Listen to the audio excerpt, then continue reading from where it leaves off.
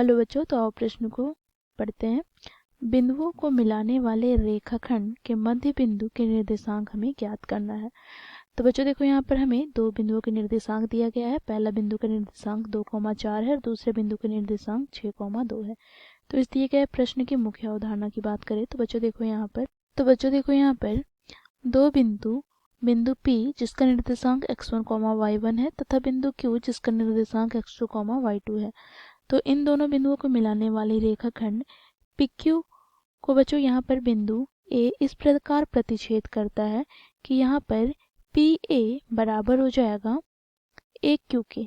ठीक है, तो इस प्रकार बच्चों यहाँ पर हम A का निर्देशांक अर्थात x, y ज्ञात करने के लिए विभाजन सूत्र का प्रयोग करेंगे। तो विभाजन सूत्र से हम A का निर्देशांक को x, y से प्रदर्शित करेंगे। बच्चों यहाँ पर हम अनुपात की बात करें तो बच्चों देखो, m1 और m2 दोनों का जो अनुपात होगा अर्थात यहाँ पर m1 बराबर हो जाएगा m2 के, क्योंकि बच्चों AP बराबर है AQ के। क्योंकि हमें प्रश्न में दे रखा है कि बिंदु A PQ का मध्य बिंदु है। ठीक है, तो यहाँ से बच्चों हम A का निर्देशांक कैसे ज्ञात करेंगे? तो देखो, सूत्र हो जाएगा x1 प्लस x2 बटे में 2, y1 प्लस y2 बटे में 2। तो इस मुख्य अवधारणा की सहायता से बच्चों हम दिए गए प्रश्न को हल करेंगे। बच्चों देखो, प्रश्न में हमें A का निर्देशांक ज्ञात करना है, जबकि हमें बिंदु P और Q के निर्देशांक दिया गया है। देखो, बिंदु P का निर्देशांक 2,4 तथा बिंदु Q के निर्देशांक 6,2। ठीक है, अब बच्चों यहाँ पर A का निर्देशांक ज्ञात करने के लिए हम विभाजन सूत्र जो हम लोगों ने मुख्य अवधारणा में देखा उसका प्रयोग करेंगे।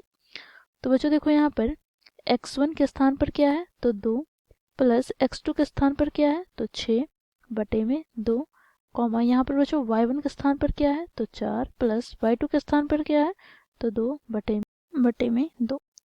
अब बच्चों देखो, यहाँ से इसे हम सरल कर लेते हैं।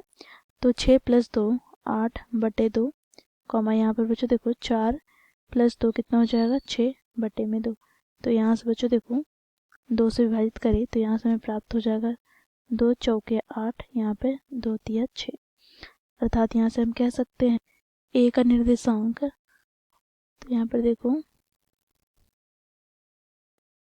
x, y बराबर प्राप्त हो गया क्या? तो देखो यहाँ पर 4, 3। तो यहाँ पर हम लिखेंगे अतः मध्य बिंदु A का निर्देशांक 4, 3 है। तो इस प्रकार बच्चों दिए गए प्रश्न को हम मुख्य अवधारणा की सहायता से हल करते हैं। आशा करती हूँ आप लोगों को यह प्रश्न समझ में आया होगा। धन्यवाद।